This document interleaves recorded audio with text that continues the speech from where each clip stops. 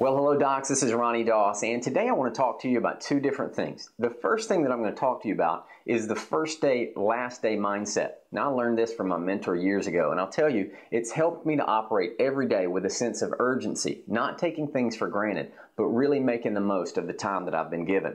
You know, many of us operate with guarantees in our life. We think that tomorrow is going to come and that we don't have anything to worry about and that we'll get to it tomorrow. However, that lens or that belief system basically can keep us from making the most of every day. Now with that, I'm also going to talk to you about balance and creating a balanced life. You know, I see so many people that strive towards success. They go after a big goal or a big dream or something that they want to pursue, and basically they wind up sacrificing their families in the process. Now, as you're starting out and you're just getting your practices started, you're continuing to grow, you're really making a difference where you are. I want to make sure that you keep the priorities in your life the main priorities. I believe that our families should be first. One of my mentors told me years ago, he said, Ronnie, don't create a success that winds up putting a wedge between you and your family. And I see so many people doing that. So we're going to talk about this first day, last day mindset, and then we're going to conclude as we talk about balance and how important it is to create a balanced life. So let's talk about this first day, last day mindset. Now, I'd like for you to imagine that you are in a room that I was doing a training, and let's say there's 50 people in the room. Now, here's what I'd typically do. I would ask everyone to pull out a sheet of paper and a pen. And with this sheet of paper and pen, what I'm going to say is that in just a moment, when I say go, I would like for you to write out all the things that you would like to do if you knew you only had 24 hours left to live. Now, from the spirit of contribution and doing the right thing, what would this look like? Who would you want to call? What would you want to say? What would you do, really, if you knew you only had one day left on this planet? Now, also on this paper, it's a magic sheet of paper. So what I'd like for you to think about is whatever you put down. If you've always wanted to go to Italy, if you always wanted to go to Australia, if you write it down there, you get to know what that experience would be like if you get it on the paper. It's a magic sheet of paper. Now, here's the catch. If you don't get it on the paper, it doesn't get to happen. So what I'm going to do is I'm going to give you 2 minutes. And when I say go, start writing. Get as much on there as you can. Now, when I say go, it's amazing. People jump right into it. They start writing, they're scribbling things out. And what I'll do is I'll walk to the back of the room, I'll walk over to the light switch, and about 15 or 20 seconds into the exercise, I actually will flip the switch and turn the lights off. Now, if there's no windows in the room, you can imagine that it becomes very dark inside the room. I mean, you can't even see your hand in front of your face. Now, as soon as I turn the switch off and it goes black, I hear people start to mumble and grumble and groan. They'll say, I thought we had 2 minutes, and they'll start making noises or whatever. As they do this, I'll turn the lights back on and I'll walk back up to the front of the room. When I turn to the room, I'll say this. I'll say, what's going on for you guys right now? Usually the first thing I'll hear is somebody will say, well, you said that we had 2 minutes and you only gave us about 15 seconds. The question I then ask the audience is this. Who am I to guarantee you 2 minutes? I mean, who am I to tell you that you have any time whatsoever? I mean, how many of you have ever lost someone before that you didn't expect to lose? Somebody died from a disease or a terrible accident. How many of you have ever had that happen? And out of a room, let's say, of 50 people, 30 of them will raise their hands saying that that has happened. And you see, what I want to convey to the audience is that I can't guarantee anything. But our lenses tell us that we're basically guaranteed that tomorrow is going to come. And so what we often do is we leave things undone. And when we do that, we don't make the most of today. So I'll give them an example. I'll say, everybody pull out your wallets. If you carry a wallet or you have a purse, pull your wallet out. Now, as you open up your wallet, what's in your wallet? You pull out your driver's license. Well, basically that represents a guarantee. Your driver's license guarantees, when you look at it, that you can operate a motor vehicle, correct? Yeah, that's exactly what it represents. Now, what about a credit card? What does that represent? It represents in your mind that you can buy something even if you can't afford it, right? You can buy it even if you don't have money. That's what a credit card guarantees us. But then what about your ATM card? What does that do? Well, it guarantees that you can get your money even if the bank is closed. Now, what about an insurance card? What does that guarantee? Pull it out, it means that you're guaranteed to be able to have a procedure done on you, even if you can't afford it, if you carry that insurance card. You see, when we buy a house, the bank wants a guarantee. They want insurance on the home to make sure that if something happens to the house, they are covered. Everybody operates with guarantees, but I believe guarantees are an illusion. There's no such thing as a guarantee. You see, we're not promised tomorrow, but what we do is we look at our life through a lens of, I'll get to it someday. And so today what I want to challenge you with is, how would you act if you knew today was your last day? Now, I don't mean panic, but stay in the spirit of this with me. What would you want to do? You'd probably want to tell some of the people that you know how much you care about them. You'd probably write a letter to somebody that you wanted to send a letter to, telling them how much you love them, how much you care about them. You'd maybe pick up the phone and talk to somebody that maybe you knew you weren't going to see again. If it was your children, you'd definitely want to spend a lot of time with them. These are the things that I've heard people share that they would say they would do if they only had 24 hours left to live. Most people would say they would want to spend it with the people that they care about most. With that being said, I want you to think about what is your number one priority in life and why are you doing what it is that you do. If you're working really hard to change the world, that's great. However, you don't want to work so hard to change the world that you lose the very people that you were meant to take care of best, and that's your family. You see, I see so many people that will put their family on the altar. They'll basically sacrifice their family for their success. And I think that's an ego-driven perspective. You see, when it's all about me, me, I have to perform, I have to do, I got to make sure I get it done. What happens is we often disconnect from the very people that we should be serving best, and that's our family. So with that being said, we talk about what we would do if it was our last day on the planet. Now, as I talk about this, some people start getting emotional because they've lost people that they cared about before. I lost my stepfather years ago. I had a surgery. I broke both my hands. I had to have about a 9-hour surgery. After the surgery was over, he was there with me. He was a physician from North Carolina. He drove from Atlanta, Georgia, where we lived, up to Winston-Salem. On the way home, he started coughing. He wasn't feeling very good. So when he gets to the hospital to see his patients, they checked him in and basically they put him on life support. I never saw him again. So very suddenly, as I think about this, I start to think about the people that I've lost that I didn't expect to lose, and that these guarantees are really an illusion. So today what I would challenge you to do is to think about what you would say, who you would reach out to, and what you would want to do if it were your last day on the planet. Now, with that being said, let's not make it too morbid, but let's flip it. And this is why I call it the first day, last day mindset. The last day mindset means your last day here, you're going to operate with urgency. You're going to get the things done that you need to get done, that maybe you've been putting off, maybe the conversations you need to have, the things that you need to do to just tighten up some of those loose ends.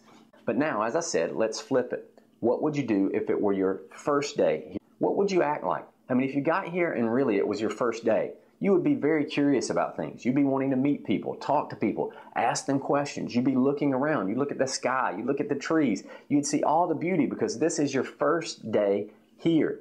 The expectation that you would bring to any circumstance or situation that you were in, you would be like a sponge. You'd be wanting to absorb information and see what new things you can discover. You see, that's what we do when it's our first day here on the planet. I mean, remember your first day when you went out on a date with your spouse? Remember that? The first day you went out with your girlfriend, whoever it is? The first date, how everything mattered? I mean, when you got in the car, you probably had your hair combed nice. You probably had the best clothes on. You got your radio set to the right station, right? CD in, whatever that is. You're listening to the music that matters. You're trying to set the mood because it matters. That was your first day there. Now, after we've been in a marriage for a while or a relationship for a while, a lot of times we don't operate that way. We don't operate from this first day attitude. We start to get very burned out, or we start to be frustrated with our spouse or the people that we're with because we start to take them for granted because of our lenses that cause us to think in the terms of guarantees, that they're always going to be around. But you see, when we operate from this sense of first day, last day, we operate with a sense of urgency, but we also operate with a sense of expectation, trying to make the most of each and every day. How powerful would it be if every person that you met, you made sure that you honored them, that you connected with them, and that you were genuinely present with them with the time that you had? That's powerful. And when people feel that, they will love you. They'll be a patient. They'll come to your office. They'll want to be around you forever because they genuinely see how much you appreciate them. That way, you're not taking them for granted, like many of our sunglasses will tell us to do when we've been conditioned under these guarantees. Here's a question that I'll ask you about this first day mindset. If it were your first day here, what's one thing you absolutely could not be carrying with you? Now, when I ask that question, a lot of people will answer the question properly. They'll say you're not carrying any regrets or any resentment because it's your first day. And you see, that's very true. If today were your first day on the planet, you wouldn't be frustrated about what went on yesterday. You couldn't be carrying any guilt or shame or baggage from what went on before. You see, you'd show up here present. And here's what I know. I have spoken in front of thousands of people. I mean, trainings, interactive. I haven't just talked at them. I've actually had conversation with these groups.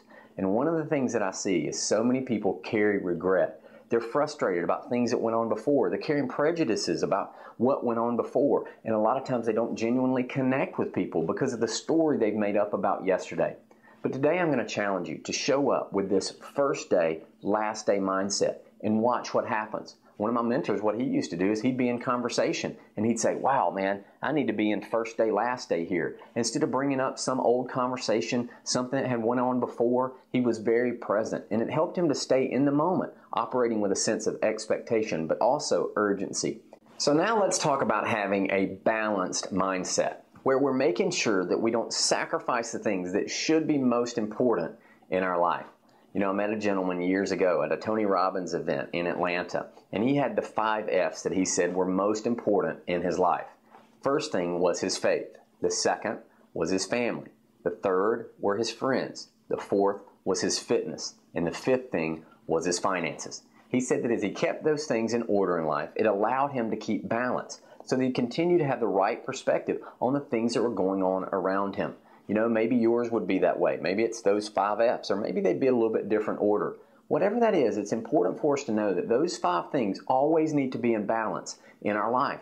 Many people that I see will sacrifice their family. They'll sacrifice their health because they're striving to achieve something more. Now, there's nothing more awesome than going after a big goal or a big dream or a big hope that you have. However, if the mindset that we have is one of scarcity, which is, for me to achieve this, I can't have this, that gets us out of balance. And those lenses start running every decision that we make. You see, I talk to people a lot that as they go throughout their day, they won't stop and eat a good lunch. They don't take time to exercise. They don't drink plenty of water because they're always grinding. They're always pushing. And what happens in the end, that winds up catching up to them. You know, years ago, I had an accident. I was in San Francisco, and basically, I was so dehydrated that I wound up in the hospital. I mean, actually, the paramedics had to come and get me and take me to the hospital. I had done 4 events in 4 different days: East Coast, West Coast, East Coast, West Coast. And I was tired. I had been running on empty. But that type of scarcity is the kind of thing that can kill us. Now, that's an extreme case. I was very dehydrated, but thankfully, I made it through it by being at the hospital and them taking care of me. Now, after I got hydrated, I made a decision that I wasn't going to run on empty anymore. You see, when we run on scarcity, thinking that the only way it's going to get done is if we do it, it can cost us so many things. It can cost us our health, and it can cost us our families and our relationships. I've met people that have become very successful over the years, but it has cost them their family.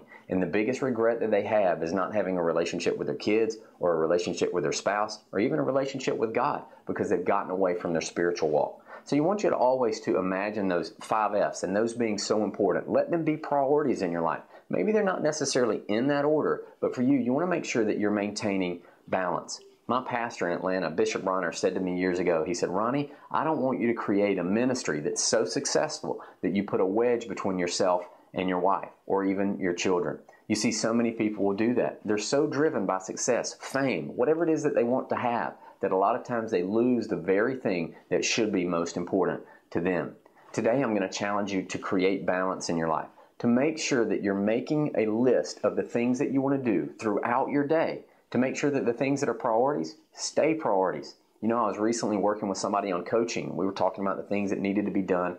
And one of the things that we realized is that they needed to take time for their family. They said to me, Ronnie, I feel like I'm being pulled in 1,000 different directions, and I can't do this. I need to put my family first. I'll go to pastors' meetings with leaders of huge churches around the country and to listen to some of these pastors talk about how they're losing relationship with their families because there's so many expectations that are being put on them that they're the ones that have to do it. They're the ones that have to perform, and it's winding up costing them the things that are supposed to be number one. You see, our lenses will tell us sometimes that the only way things are going to get done is if we do it. And this is why people often operate from micromanaging. They want to empower someone else to do better, to have positions of empowerment where they can grow.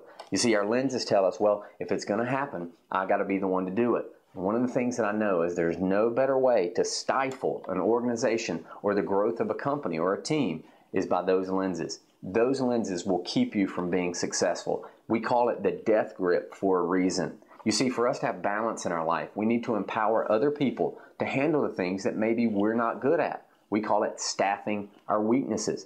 If you can learn to put people in positions around you to help you get to where it is that you want to go, you'll be more effective, more efficient, and you will enjoy your life much, much more. Your vocation and your vacation, they start to look like they're somewhat the same. I mean, I know many docs that I've talked to in coaching that when they go on vacation, they're as excited to get back home to see patients as they were to go on vacation. Well, that's great. However, you don't want to be so focused on producing numbers that you lose the joy along the way. Because while you may be enjoying seeing patients and giving adjustments, your kids may want to be on the beach or out in the backyard throwing football with you. You see, we got to keep things in order. We got to keep things in priority, because if we don't, one day we'll look up and we'll realize that it cost us way more than we should have paid. As I tell people all the time, every choice that you and I make, there's a cost and there's a benefit. And most people, many people, won't change until they realize it's going to cost them something that they're not willing to pay.